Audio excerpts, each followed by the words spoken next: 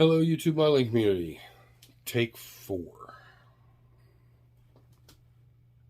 Is that any indication on how my day is going? Yes. So we're going to make this a revised version. I've tried 3 other times and they're all over an hour. I'm having too many problems with YouTube on long videos taking 11 to 12 hours to upload. So hopefully by doing a quick video, we'll get a faster upload. It sucks because I don't get everything that I want to say off or out, but it is what it is. Excuse me. First and foremost, let's so we're not sitting here looking at me at an angle. A little better. It's Veterans Day. Happy Veterans Day to everybody out there. Thank you from the bottom of my heart and my family's heart for all you do. There's several gentlemen I know that are in the modeling community that are veterans. Fred Henry, Cliff at GI Mechanics Modeling Garage, or what does he call it? GI Scale Modeling. Ed at Ed's Attention to Detail, and Ernie, all ex-military, myself, and several others. I'm just forgetting names, but thank you from the bottom of my heart for your service, for your active service, for all you out there that are actively serving your country. I don't think I can do enough in this lifetime to show my appreciation and thanks for all that they do. But everybody's got to start somewhere, and that's saying thank you. I hope everybody enjoys their day. Here it's rainy, so it's not so nice out. Funny story, got dressed. My wife said, "Where are you going?" I said, "I'm going to the bank." She said, "Okay, love you." I said, "I'll be back in a few minutes." She's in the banking world. And you would think, knowing that it is Veterans Day, I would know better. I got to the bank, all the way to the bank. It's about, I don't know, 10, 12 minutes away, and saw the bank's closed. So, funny story there. So, Mark, I'm sorry. I won't be able to get to the bank until tomorrow, and he's got 3 kits on hold for me. That's for the Gastronites diorama. That finishes that. Everything I need for that, other than what I got to actually build, scratch build. So, I'm going to kick back here and relax, and we're going to try to make this fast. Secondly, Joel at Iceman Collections. You guys hear me talk about him all the time. Most of you, if not all of you, know how good his product is. And his prices are very fair. And you look in the competitive world of 3D printing, his prices are right there with everybody else's. If you cannot afford to get that kit, that's understandable. If you can, just keep one thing in mind. Remember that it's running from 11/11 to 11/20. It's a limited edition kit. He is going to restock his store weekly, because it takes a week to make enough to sell that week. So you guys just got to be a little patient and not freak out that he's already sold out. He's not sold out. He may be that particular day, but he will restock. And either today or tomorrow is the day he stocks the store or updates it and lets it know. And one way you can find that out is joining his monthly newsletter. You get great discounts via signing up for that. You're notified when the stuff comes out. So it gives you a little kind of heads up when everything's replenished, and you can get over there and get your copy of the kit. Again, if you can't afford it, I understand that. This channel's whole theory is balling on a budget. My viewing range is a little bit below my age and a lot higher. And that's amazing in itself.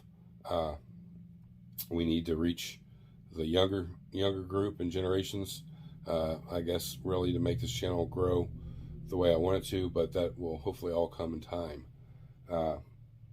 Again, when you go to his web store, use the code capital R, all lowercase USTY 10, and you're going to save an additional 10%, and that's for the entire month of November.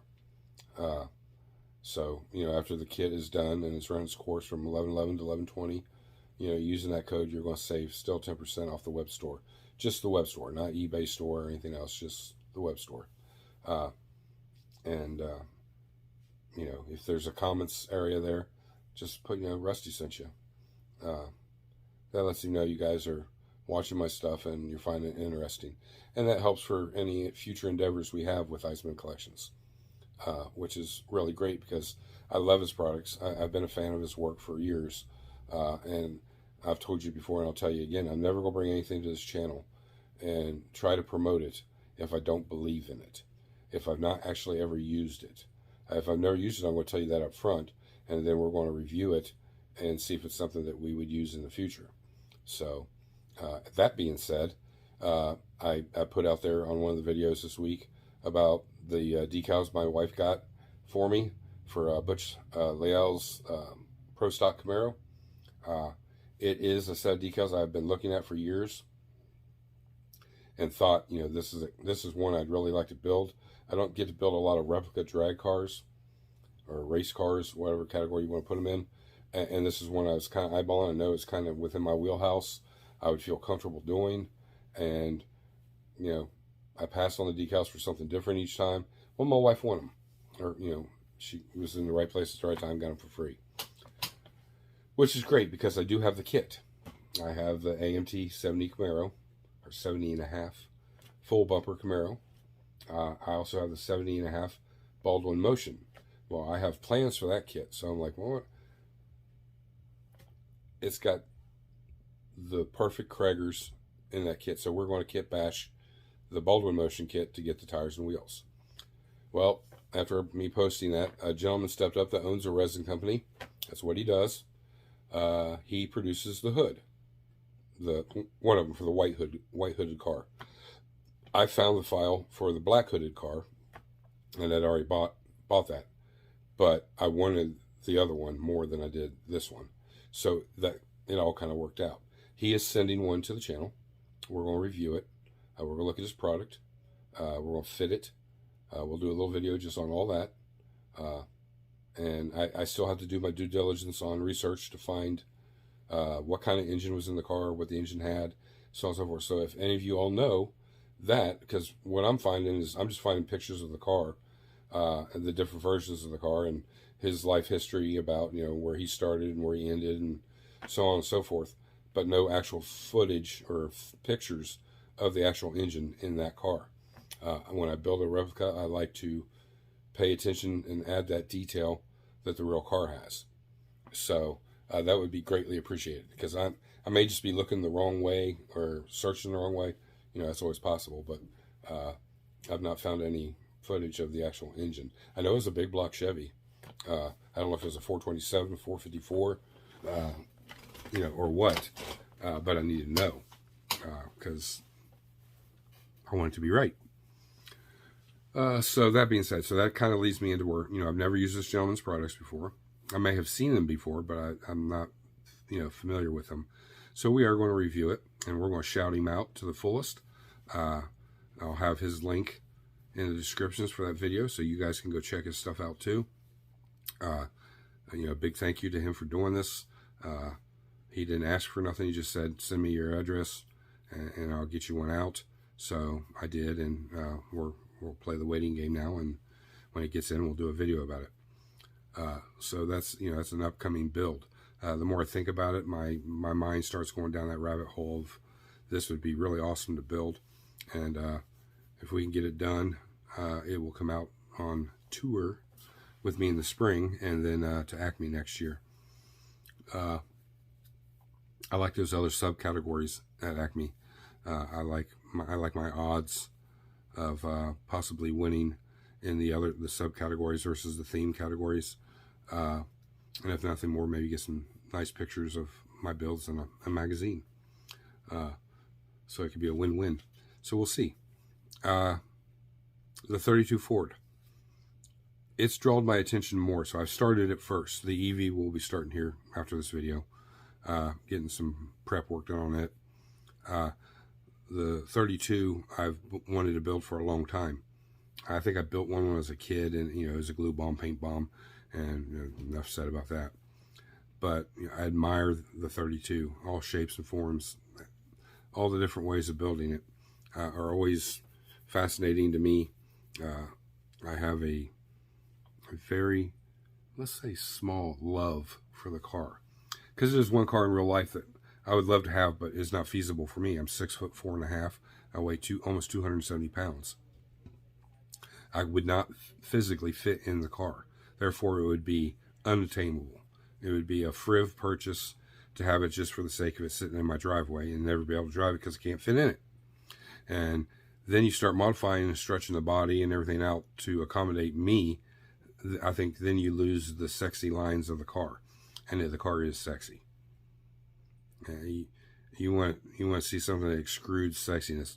Look at old Tom, Rambler 69's 32. It took a top 10 at Acme, and just deserving, because the things he did to the car is beautiful. There's a little theme to it. There's some heavy modifications in it, and just beautiful place detail, all the right areas that it needed to be, and that really inspired me. So I was sitting here yesterday, and I said, you know what? I need to call him, text him or something. And so I did. I texted him, and we texted back and forth for probably about an hour. I shot him some ideas, some questions I had about it, and he graciously answered every one of them and gave me some more inspiration on the facts, and some much needed information about how this kit based, from the Stacey Daniels, which is a kit I never did get. I wish I did. But, the ins and outs about it, which inspired me even more. So we jumped into it. And I'll show you a few things. This is the back panel. So we drilled out all the holes. So it's kind of a little rat rodish, aeronautical thing to it. We are not using bomber seats. That was my next thing. I was thinking, well, I got bomber seats. Maybe I ought to use it. No, because they get used all the time.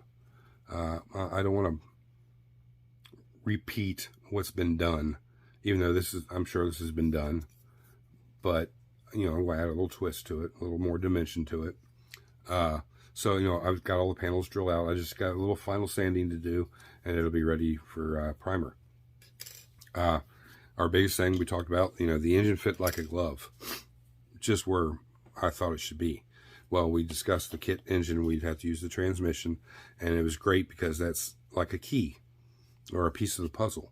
It's going to fit in one spot. There's a little locator pin on the bottom of the transmission that goes into the transmission cross member. Be aware, guys, when you put this in, this needs to shift forward just a hair, or offset just a hair. I mean, and I'm talking just a hair, like a human hair, because if you place it like right where you think it should be, then this side motor mount doesn't want to go down into the keyed engine mounts. It will. You force it, it'll go right in there. You shake the shit out of it, and it doesn't go anywhere. So we know using the transmission is going to put our engine where we need it to be. Now, would that determine if the engine is going to be out too far or back too far? And if it's going to be back too far, that would indicate if we're just going to go ahead and use the stock engine and then dress it up. That was an option, and I did give it a lot of thought. But my mind keeps telling me the 429 supercharged. It's got everything I want it to have, to add that extra detail that I don't normally see in one. So how can we make this work? Well, we know basically right there, if you look down the line of the transmission and the engine, you can see the blower, the cog pulley at the bottom on the crank sits right above the core support, right here. That's where our cowl goes in our radiator. It's keyed to fit in there. So we're going to have to fill these little holes in. And the one in the center, we're just cut a little piece of styrene in there. We'll sand it. We'll touch a little putty in there and sand it down. But I have to do that after I get the front spring the way I want it.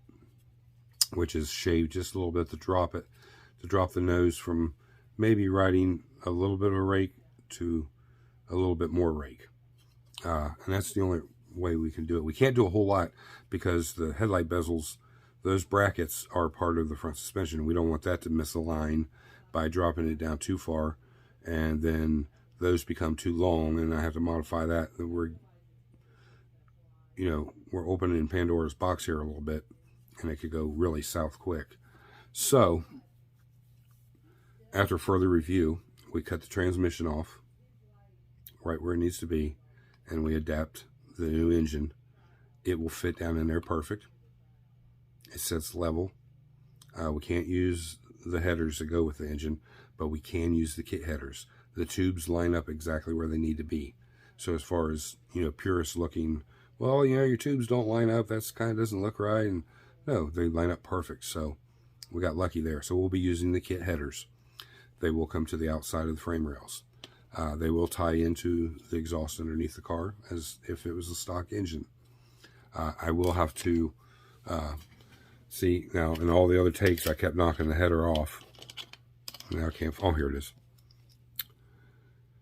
So if you look right here, you can see there's a little pin, a little indicator hole. That's where the exhaust from underneath the car comes up and comes out and ties in to the header. So you can close the closed valves and run street exhaust, or manually pull them open and run straight headers. So we will probably have to strip the chrome, fill that in, and then we'll have to put a new hole in because the engine's shifting forward about 1/8 of an inch. So we're going to have to come back about 1/8 of an inch and drill a new hole or a starter hole for that exhaust to line up to it. It's just going to be a little further back. But as you guys can see, I'll show you here real quick. You can see the holes where the header tubes would go. Get my fat fingers out of the way. Well, maybe not.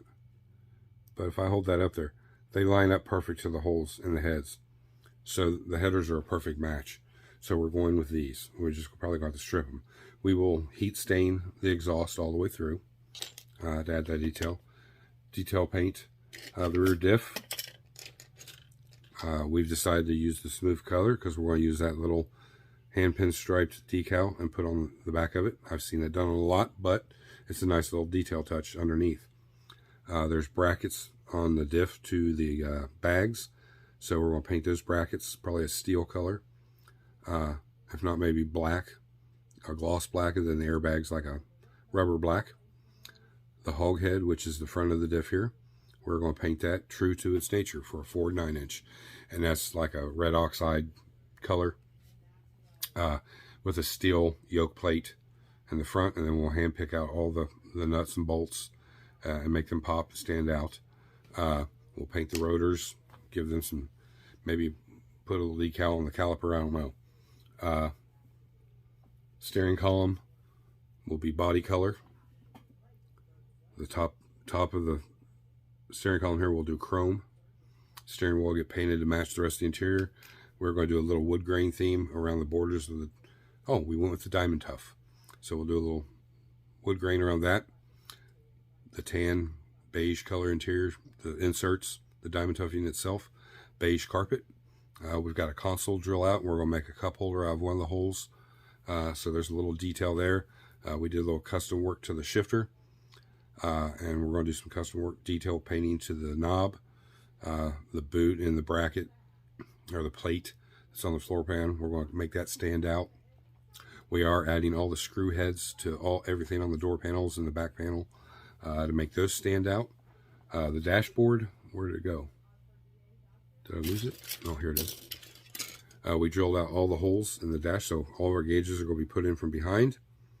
We will fill in with Mod Podge to give the appearance of a lens. All the bezels will be chrome. The face plate will be that wood grain finish, and then the main dash will be body color blue.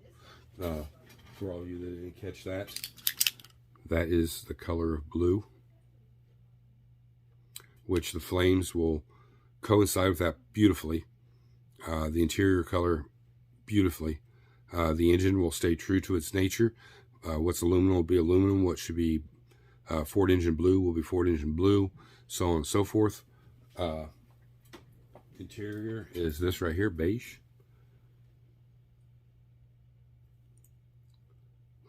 Like a tan. It's a leather look when it's all done. Two colors that correspond good.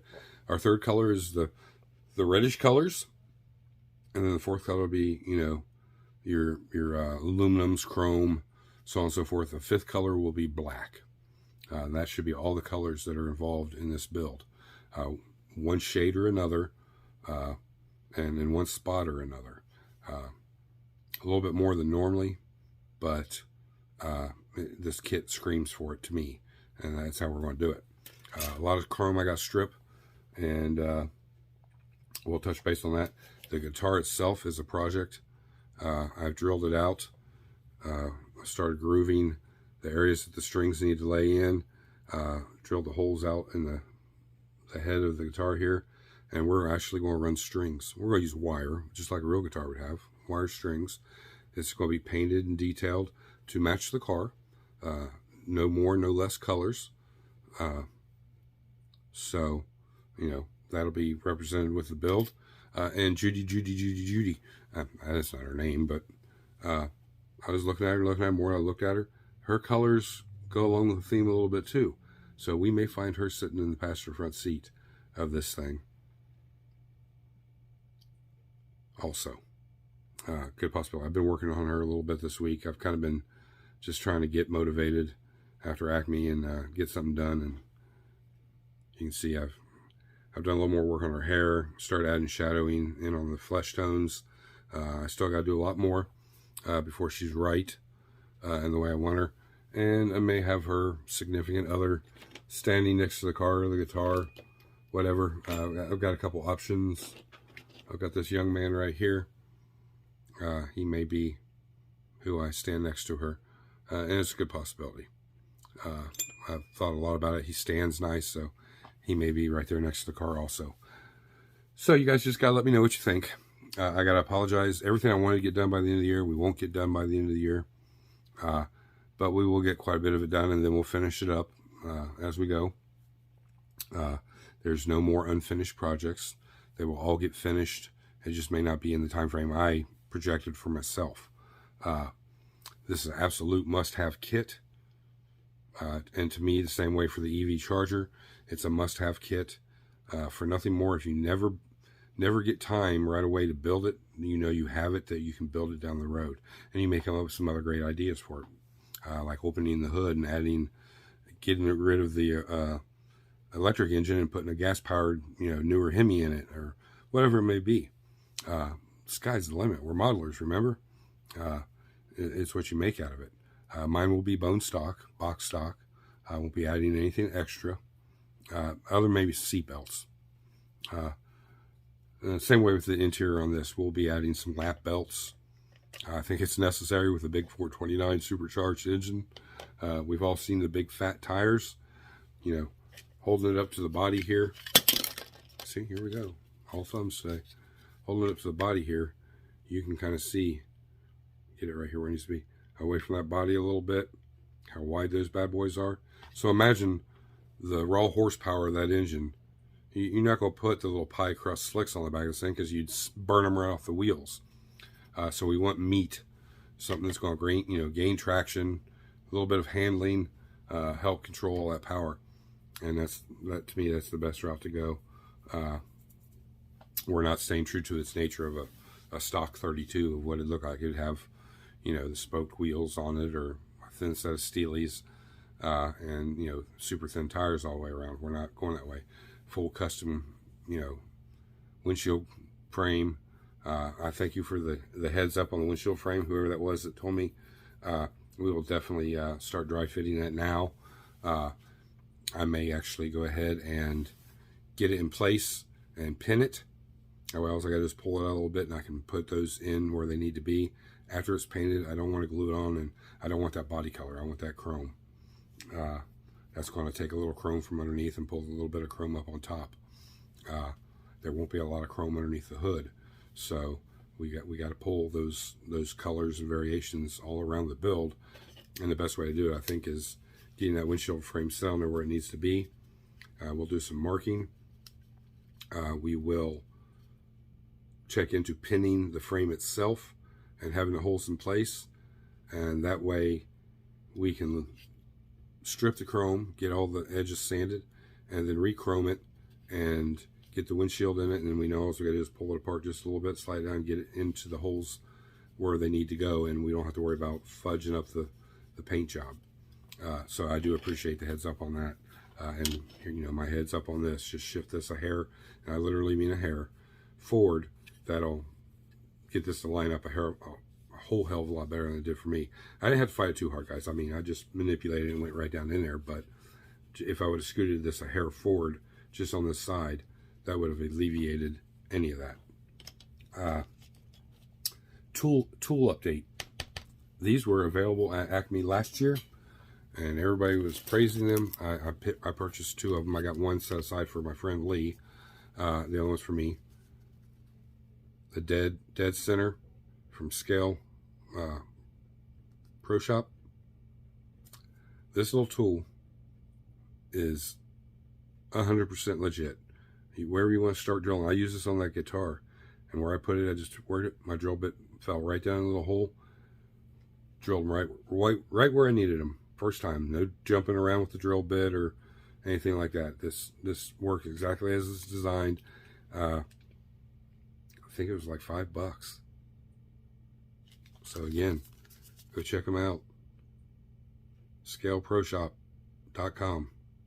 Dead Center. Pick you up one of these or a couple of them. I keep them in with my drill bits. That way I know where it's at. You know, you just, where you want to drill your hole, you just put a little pressure on it. It'll put a little indentation and then twist it back and forth a little bit. It's actually like a little reamer. If you look at it, it's going to be hard to focus on that, but maybe you can see it better. You know, there's little cutting teeth on there. You can ream out a little hole with it. And you start your hole for your drill bit. Excellent tool to have in your arsenal, much needed. And for like $5, it was well worth every little thing. And I keep it in this little bag. And I just keep it down in my little box where I keep all my drill bits. I'm down to where I've only got the large micro drill bits. I got to order another set of those. There's some tweezers I've talked about that I would need to order. A new pair of sprue cutters. I want to get I got a high-end pair, but I need a smaller high-end pair. And there's some other tools, and we'll review those when we bring them in. So we're at right where we need to be on this show, or this day. I do have a Mental Monday. I don't know what time it'll come out, but you know, we've had this issue with the subscriptions up and down, up and down, up and down. Just a quick tidbit. We got 2 minutes left. I did some calculating the other night. I was sitting here figuring stuff out, and I realized because I monitor my channel, you know, faithfully, where we would be at if none of the subs had disappeared. We would have already done the giveaway. We had been where I wanted to be, you know, a month ago. And I say that because I watch every day and every week. And just in this week alone, I was at 777. Going into the beginning of this week, I'm down to 772. I've lost 5 subscriptions. And it don't cost nothing. I've lost 5 in a week. Going into today. I don't even count today because I don't know how many I'll lose today. And then it'll bounce back. And then I'll gain 2 or 3. And then I'll lose a whole slew. And then it's like he who should not be named. Every time I mention them, so it's like they are the ones controlling it. I don't know. We've been through this massive times. I've gotten to the point where I'm sick of it. It's ruined part of the experience on YouTube for me. And several times it's almost to the point where I just want to stop and, you know, cancel the channel. Because I've got milestones in my head and what I've written down where I want to do and what I want to achieve. And it's no different than something in real life. You set your goals and you want to achieve these goals. And every time I get close to this, something beyond, you know, besides myself is in control and keeps changing the outcome of what I'm trying to do, which is really discouraging. I'm not trying to get monetized. Not now, maybe down the road. I'm not looking for a Patreon channel. I'm not asking you guys for money to help support what I do here. I use my phone. This is not costing me nothing but time. When I do things 3D printed, yeah, that costs me. But I will sell some of the stuff to recoup what I lose. But at the end of the day, it's not costing me nothing. So I don't get when people are saying, well, help some. No, I have a few sponsors that send things. That's what supports this channel. And you guys that watch all this stuff support me by dropping me subs and leaving all your great comments and communicating with me and sharing stuff with me. At the end of the day, that's what it's all about. And it's great. And I don't unappreciate that. I appreciate that to the fullest. And that's why I've decided that we don't care anymore. I'm not counting subs. If we lose all of them, we lose all of them. It was meant to be. I'm trying to do everything to bring stuff, and it's one man's humble opinion. It's not, this, that, and the other, of stuff that I know interests me, that I think that will interest you. When I do show a tip or a technique, hopefully that, you gain something out of it. The information that I do spout off about, that you draw some insight off that, or some shared wisdom about it, and yet get to see my stuff that you normally wouldn't see unless I did go to a show and you were actually at that show and you get to see it. That's the reasoning for this. But I do have goals. I do have things that I'm trying to do and work towards. And on that aspect of it alone, every time I get to that point, that's what happens. So know this. I'm still here. I'm going to be here. The giveaway is still going to happen. It just may be 5 years from now. Will we ever get to that 1,000 mark? We may never get to that 1,000 mark.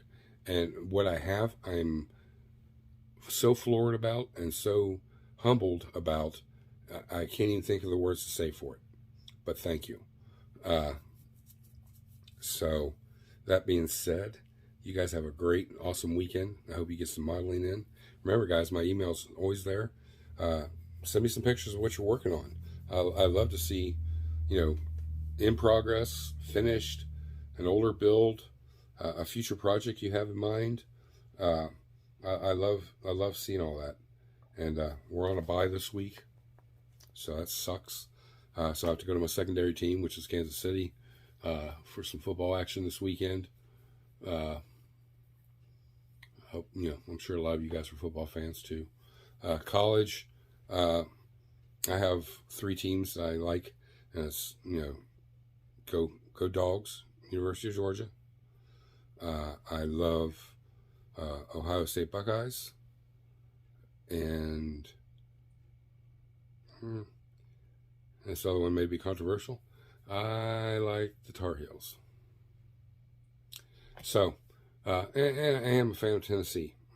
So, there's some other ones I like too. I like college football a lot. But I am more of a pro football guy. I like pro baseball. I like college basketball. I hate pro basketball. Absolutely hate it. They're overpaid until it comes time for playoffs. And that's a crappy way of, playing a sport that you played all your life, that you love so much that you're not going to put anything into it throughout the season, but when it comes playoff time. And I'm not the only one that has that opinion. And, there's other guys that are just diehard fans of it. And I'm pleased you feel that way. So, thumbs up, thumbs down, hit that bell notification, drop a sub. It doesn't cost you anything. Go check out Mark at Hobby Nut Models. Hit Joel's link, take you to the web store. Ryan Jones, when he gets back from vacation, he'll be back up and running. And we'll see some more great product from that gentleman. And some more stuff coming from Mark. Each and every month, we try to bring something new to the channel. Next month probably will not get built, just a heads up, until next year. But we will do open box review of whatever he decides to send us. Most of the time I've got the idea. I'm going to kind of leave it up to Mark next time, and just let him send whatever. And we'll run with it. whatever it is. I don't care. I don't care if he sends me a Gundam. It's a model, and we're going to do our best with it. That's what I look forward to every month, is seeing what he's going to send and what I can do with it, and the ideas I can come up with it. So you guys leave your ideas down there below on what you like to see, anything of mine you want to see, and we'll venture together down that little pathway. So I'm done talking. Well, I'm not, but you know, the clock is telling me I'm 5 minutes past again. So we're done. We'll see you on Monday, guys. This is Rush Rotor. I'm out.